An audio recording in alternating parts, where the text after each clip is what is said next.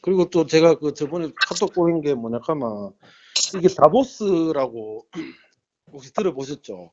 네? 다보스요? 그러니까 다보스 포럼이라고 있어요. 다보스 아, 포럼. 네네. 스위스에 있는 그 산악 마을이에요. 다보스. 네. 스위스는 산이 많잖아요. 그 산악 지형이 많잖아요. 네. 그러니까 스위스의 중요 도시들은 뭐 다보스라든가 뭐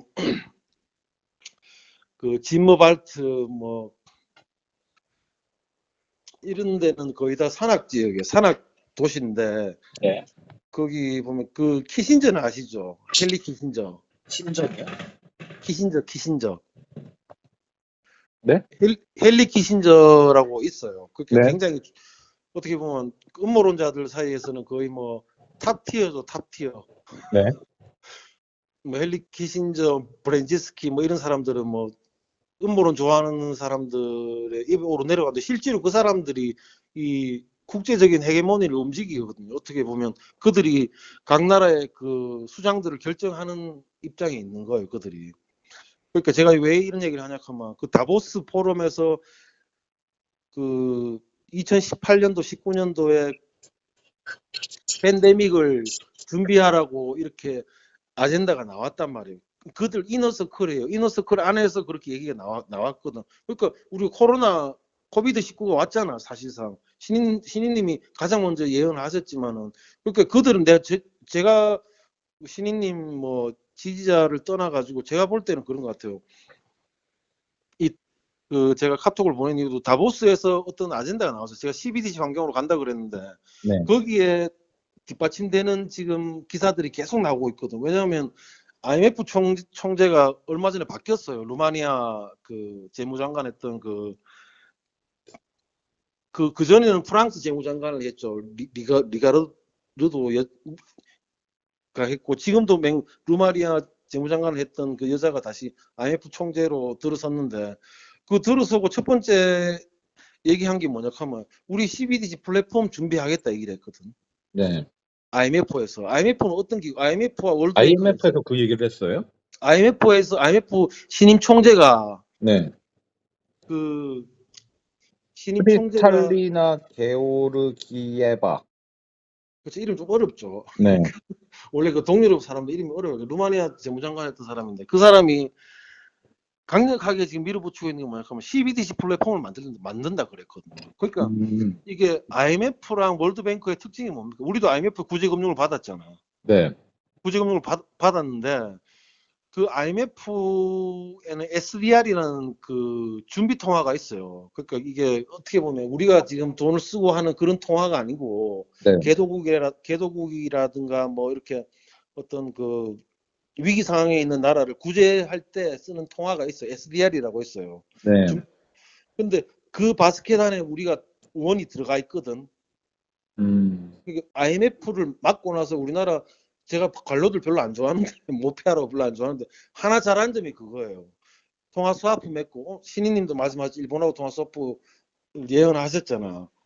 그러니까 그런 통화 스와프하고 왜냐하면 그 위기 상황이 언제든지 올 수 있거든 우리나라는. 왜냐하면 우리나라는 기축 국가가 아니라 그거 준비 통화도 아니야 우리나라는. 준비 통화라 하면 뭐 예를 들어가 유로나 뭐 지금 영국은 떨어져 나갔으니까 파운드, 뭐 엔, 뭐 이런 식으로 엔의 위치가 굉장히 커요 준비 통화는. 그러니까 일본 같은 경우에는 금융적인 측면에서 금융시장에서 봤을 때는 일본은 우리나라하고 비교도 할 수 없는 나라거든. 우리는 전 세계 우리나라만 일본을 갖고 뭐 일본 놈 쪽발이라고 얘기하지 다른 나라 사람들은 일본을 굉장히 존중한다. 결국 금융시장에서는 일본의 위치가 굉장히 크거든요. 경제 대국이죠, 아직. 네.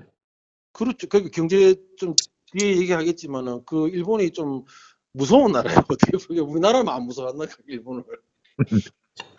그러니까 그 IMF 측에서 어떤 시그널이 나왔어요. 그리고 다보스에서 시그널이 나온 게 뭐냐면 다보스 이번에 그 포럼에서 나온 그 클라우드 슈밥이라고 4차 그러니까 다보스의 포럼인데 포럼이 있으면 회장이 있을 거 아닙니까?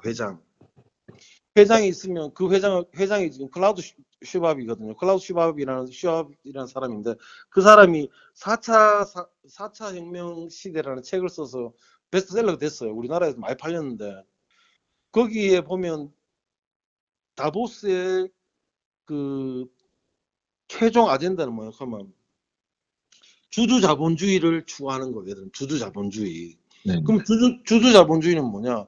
국가를 기업 형태로 운영하고 싶어 한다고. 국가를. 네.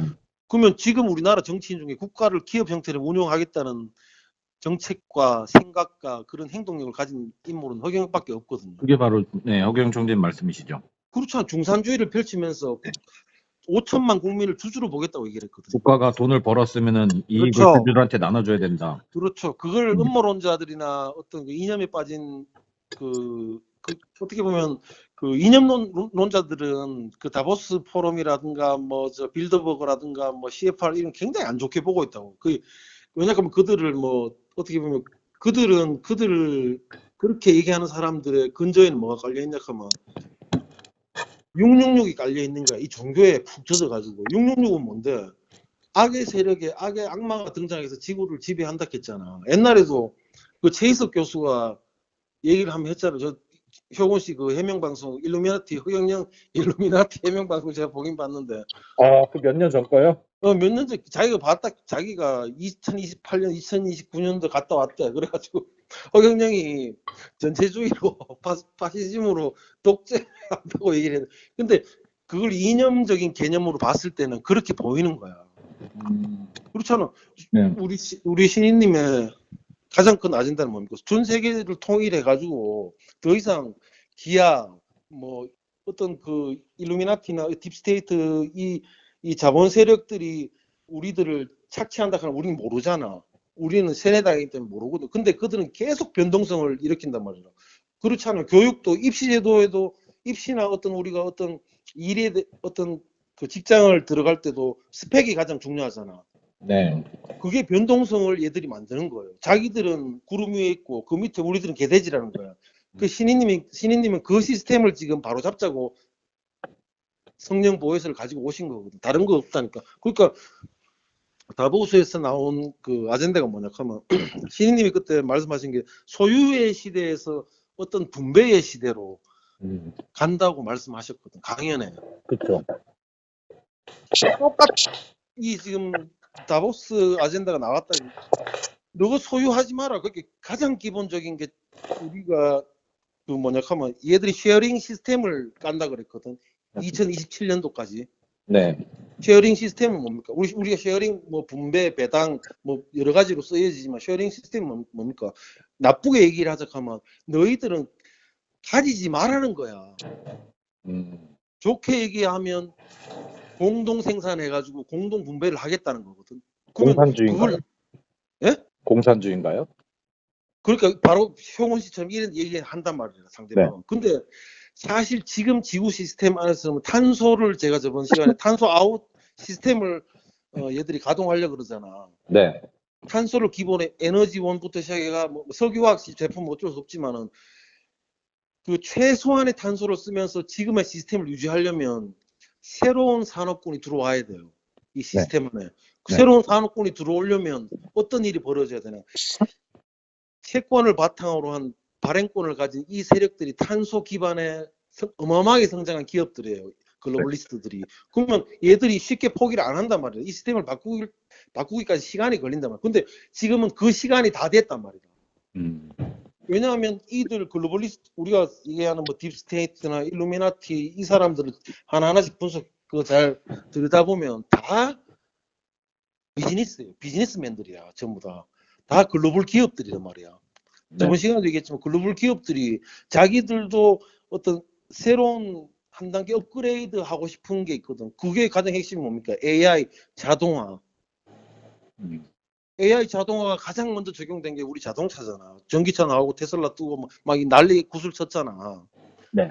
그 우리나라 같은 경우에도 지금 이 시스템을 적용시키려고 그래요. 제주도에 지금 무인 자동차, 무인 렌트카 지금 시스템이 지금 들어왔거든요. 네. 그러면 그래 돼 버리면 저번 시간에도 얘기했지만 이 시스템 안에서 그들이 인류에게 불편함과 편리함을 딱 선택하게 만든다 하면 인류는 100이면 100 편리함을 선택을 해버렸거든. 스마트폰도 그렇고 모든 게 그래, 모든 시스템이 그래 간단 말이에요. 이거는 인간이 그게 옳든 그르든 싫든 좋든 간에 그걸 막을 수 없는 거거든요.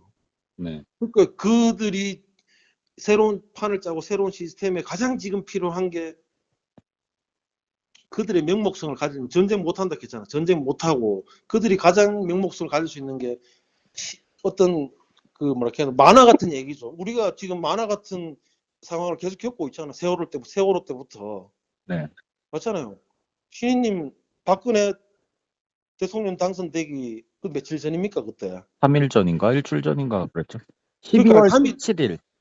그러니까 한 7일 전에 12월 17일 날 그 인터뷰한 건데 27일로 잘못 그게 자막이 나가가지고 당선 그러니까 전이죠 그게. 저도 대선 전이라고 제가 알고 있는데 네. 대선 전에 그래 얘기하셨으면 보통 얘들은 저는 이런 식으로 하면 좀 뭐 이상하게 생각할지도 모르는데 좀 이해하고 좀 들어줬으면 좋겠어요. 저는 그 신인님이 그들에게 어떤 그 메시지를 주고 있다고 봐요. 박근혜 탄핵이었 때요. 아니 박근혜 탄핵뿐만 아니고 지금 얘들이 그 이 세력들이 하는 일이 그렇거든요. 예언처럼 얘기를 해요. 얘들이 예언처럼 그 어떤 그 B급, C급 언론에서 어떤 음모론을 가장해서 얘기를 한단 말이에요. 근데 그게 다 이때까지 인류사에서 안 이루어진 건 거의 없거든요. 한 60% 이상 이루어졌단 말이에요. 그러면 저는 그래서 생각해요. 신인님이 박근혜 대선 전에 그래 얘기하신 거는 예언이 아니고 계획이에요. 계획. 그 저기 뭐 백공 차원에서의 계획이라고요? 그렇죠. 그 계획을 말씀하신 거라니까. 아 오히려 예언이 아니라 계획이었다. 그렇죠. 그대로 됐잖아. 음, 그거 탄핵 예언한 사람은 전 지구에 하나밖에 없어. 그렇죠. 그러니까 제가 볼 때는 신인님이 굉장히 좀 조심스럽게 이 상황을 지금 그 풀어가시는 것 같아요. 그렇게 볼 왜냐하면 수도 있지만 이제 백궁에서는 지구의 시간대를 미리 볼 수가 있기 때문에 다른 차원이기 때문에 그렇죠. 다 알고 시간 있죠. 개념이 다르기 때문에 이대로만 흘러가면 밤에 나올 일을 미리 알 수 있지 않을까 그렇게 해석하시는 분들도 있거든요. 뭐 그럴 수도 있는데 저는 신인님 모셔가 계획을 세우고 신인님이 세운 계획은 거의 다 뭐 한 10가 다는 아니지만 10가지 중에 한 7, 8가지는 거의 실행이 된다고 저는 보고 있거든요. 네. 보고 있고 이제 본론으로 돌아오자 하면 얘들 다보스 포럼이라고 이 다보스는 굉장히 중요한 역할을 했단 말이에요. 얘들이 뭐 코로나 그 팬데믹 상황에서 어떤 제가 저번 시간에도 얘기했지만 글로벌리스트들은 대부분 글로벌 기업들이란 말이에요. 글로벌 기업들은 이익을 내는 집단이란 말이에요. 이익을 내는 집단. 어떤 우리가 뭐 민족적인 측면, 뭐 이념적인 측면으로 봐버리면 그렇잖아요. 민주당과 공화당은 대결 구도도 아니라니까. 빌드버그나 다보스에서 얘들이 모일 때는 공화당 주류들, 뭐 민주당 주류들 다 같이 모여서 이 전 지구적인 아젠다를 뽑아낸단 말이에요. 그러면 그들은 한 편이란 말이에요. 한 편.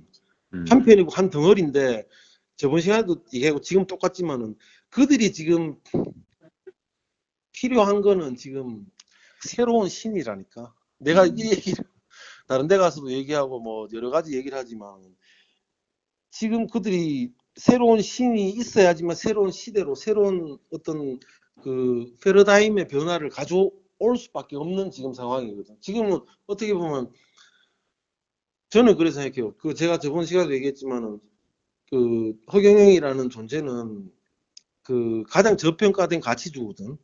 예. 그러면 주가 조작 세력들도 어떻게 보면 우리가 뭐 사건 터지고 나서 알잖아. 네. 터지고 나서 아는데 주가 조작 어떻게 합니까? 짧게는 6개월, 길게는 3년 동안 매집을 한다고. 차트 상에서는 계속 횡보한다고. 그럼 몰라. 그 주가가 날아갈지 안 나갈지는 아무도 모르는 거거든. 그렇네요. 괜찮은 비유네요. 그러니까 그 주가가 고개를 들고 양봉이 계속 터지면 그때서야 양봉이 터지고 얘들은 또 어떻게 보면 얘들 세력들은 어떻게 하냐 하면 이 그 자전거래도 하고 뭐 이렇게 해가지고 개미들이 그 가격을 못 따라오게 만들어 버리니까. 그래 보니까 인간들은 저는 시장에서 뭐 좀 나름 좀 있긴 있었지만은 경제학자들을 제가 한 20년 동안 봤지만 경제학자들 경제 뭐 저 애널리스트들이 돈 벌었다는 얘기를 한 번도 못 들어봤어요. 이거 왜 그러냐 하면 지금 효곤 씨 우리가 지금 살고 있는 거는 신용을 바탕으로 한 종이화폐 시장에서 종이화폐 시스템에서 살고 있거든. 네네, 그렇죠. 근본위는 1971년도 닉슨이 금태환 폐지하면서 끝나버렸어요. 네, 하고 금은 그냥 하나의 투자 상품일 뿐이야. 네, 음모론자들이 가장 즐겨 사용하는 게 뭡니까? 트럼프 때 가장 많이 얘기했던 근본위로 돌아가자. 근본위로 돌아가면 어떤 현상이 벌어지냐 하면 와이파이 못 씁니다. 스마트폰 버려야 돼요. 맞잖아. 어떤 산업군의 발전을 40% 이상 기름기를 빼야 된다고. 그럼 그게 가능하냔 말이야. 그게 안 아까 가능해. 얘기하시던 IMF의 그 SDR도 원래 금하고 연동돼서 만들었던 거죠? 원래 출발 자체가 금태환 그 브레튼 우드 체제라고 얘들이 그걸 만들어서 저는 금은 금보다 은을 더 중요시 생각하게 말하면 JP 모간이나 워렌 버핏이 가장 사랑하는 원자재 뭡니까? 은입니다. 금 아니에요. 드골이 뭐 포토녹스에 있는 뭐 프랑스가 맡겨놓은 금을 찾아갔다고 얘기를 하는데 그건 저는 구라라고 봐요. 금은 없었어요. 처음부터. 은을 가리기 위한 수단이었거든. 금은 없었어요. 왜냐하면 근본을 폐지하면 안 되지. 그 월가에서 변명 아닌 변명을 한 게 뭐냐면 산업적 발전, 인류의 기술적 진보를 위해서 어쩔 수 없었다는 얘기를 하고 있거든. 그 비사이드로 어떻게 보면 오프 더 레코드로 그렇게 얘기를 한단 말이에요. 얘들이. 네. 카메라 꺼지면 그렇게 얘기를 해요. 보통. 그러면 있지도 않는 금을 가지고 브레튼 우드 체제를 만들어 가지고 이 난리 구슬 치고 71년도에 닉슨 금태환하고 헨리 키신저하고 닉슨이 사우디로 날아가서 뭐 했습니까? 페트로 달러를 만들어 버렸잖아. 금을 버리고 달러에 연동을 해버렸거든. 달러를. 그러니까 난리굿이 난 거야. 그 달러라는 휴지 조각을 종이화폐를 이 돈이라는 명목성을 가지기 위해서 중동에서 어떤 일이 벌어졌습니까? 이라크 전쟁부터 시작해가지고 7년 동안 전쟁했어요. 그리고 막 이스라엘하고 어떤 그 이념적인 문제 막 굉장히 복잡했잖아. 그거로 우리는 인플레라는 폭탄을 맞아버렸잖아. 우리나라하고 어마어마하게 에너지 가격이 올라가 버렸거든. 네. 그러니까 이 태초부터 이 달러라는 이 종이화폐 시스템 안에서는 그게 어떻게 보면 돈이라는 거는 실물하고 연동이 안 되는 거예요. 그러니까 지금 경제학자들이 왜 시장에서 돈을 못 버냐. 경제학자들은 근본위 때 쓰여진 책들 있잖아. 경제학 이론서, 경제학 교과서를 들고 공부를 했단 말이야. 다 그거로 학위를 준단 말이야. 서울대, 연고대 전부 다. 맞아요. 그게 문제라고 하더라고요. 그러니까 그 시각으로 지금 시장을 보니까 안 되는 거야. 지금 시장은 뭡니까? 71년도에 끝났죠. 정확하게 얘기하면 폴 볼커의 그 일본 때려잡을 때 했던 BIS 8% 그때부터 출발했다는 거예요. 미국 국채가 그때부터 굉장한 그 힘을 발휘했거든. 그러니까 전 세계 최고의 담보물은 뭐 한 2년 전까지만 해도 전 세계 최고의 담보물은 미국 10년물 국채라니까. 우리가 시장금리 얘기를 하잖아. 네. 기준금리는 중앙은행들이 올리는 뭐 정책금리고 정책금리나 기준금리는 시장에 영향을 못 줘. 주긴 주지만은 그렇게 영향을 못 주거든 산업군에. 하지만은 그 시장금리를 좌우하는 그 기준선이 되는 게 미국 10년물 국채란 말이에요. 그게 1989년도부터 시작이 됐단 말이에요. 그러면 거의 한 40년, 45년 정도 됐잖아. 그러니까 기존의 경제학자들이나 어떻게 보면 그 경제 애널리스트들이 근본위 때 쓰여진 그 경제 교과서를 경제학 이론서를 들고 공부를 학위를 받아놓기는 받는 건 그거밖에 없거든. 그들이 시장에 와서 주식 한 주라도 샀으면 내 손에 장을 지진다. 그래 하질 현장 어떤 그 감각이 없는 거예요. 그러니까 우리나라 투자자들이 그 얘기를 듣고 계속 투자를 하니까 계속 실패를 보는 거야. 계속. 지금 상황이 그렇거든. 그러니까 지금 이 시스템 안에서는 이들이 어떻게 보면 거의 막바지에 왔다고 봐야 돼요. 그들도 알아요. 이 달러 시스템 자체가 가짜라는 걸 안다고. 지금 그 보면은 알트코인들 있잖아요. 네, 알트코인. 그 그냥 가상화폐들 중에서 좀 두 번째 가는 가상화폐들 그런 것들이 많이 오르고 있더라고요. 소위 말하는 짭 비트코인들. 그러니까 그게 그 뭐 코인 시장 같은 경우에도 이들이 뭐 우리가 그렇잖아. 그 대수술한 사람이 있어. 그러면 병원에서 회복시킬 때 어떻게 합니까? 미음부터 주잖아. 미음부터. 네. 바로 밥을 안 먹인다고. 네. 미음부터 먹이고 그 다음에 좀 이래 순차적으로 해가지고 그 사람의 상태를 보면서 이렇게 하잖아요. 똑같단 말이죠. 우리가 코인 시장에 미쳐 있었잖아. 한 1, 2년 동안. 뭐 길게는 한 3년 동안 코인 시장, 왜냐하면 급등을 계속 하니까. 예. 맞잖아요. 그러니까 거기 들어가서 많은 피해를 많이 봤단 말이에요. 그냥 예를 들어가지고 비트코인 50만 원도 안 할 때가 있었다고. 그때 투자했으면 지금 부자가 됐겠죠. 그건 결과론적인 얘기거든. 어떻게 보면. 네. 그러니까 지금